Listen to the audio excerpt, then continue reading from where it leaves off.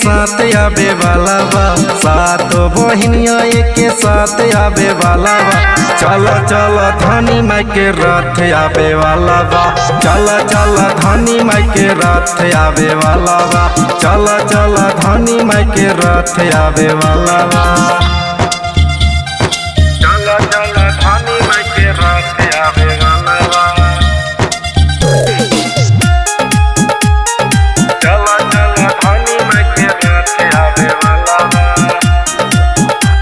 स्वागत फूल बिना कैसे करब, तेल बिना दिया वो कैसे जारा।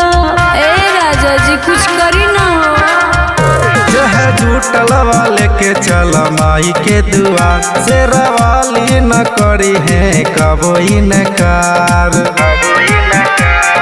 पचरा पढ़ेले साधु संत आवे वाला बा, पचरा पढ़ेला पंडित संत आवे वाला बा।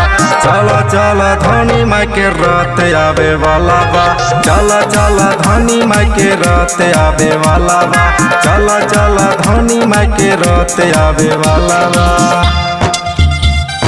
चल चल धनी माई के रथ आवे वाला बा, चल चल धनी माई के रथ आवे वाला बा। और राहुल के फुलावे से खुश होला माई, खाली थाली बोला राजा कैसे लेके जाए, खाली थाली बोला राजा कैसे लेके जाए। ऐसी सोचन धनी अब चल हे, जह जुड़ल बा ओही धल हे।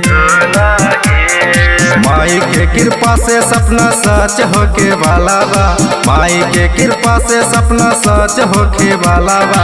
चल चल धनी माई के रथ आवे वाला बा, चल चल धनी माई के रथ आवे वाला बा, चल चल धनी माई के रथ आवे वाला बा।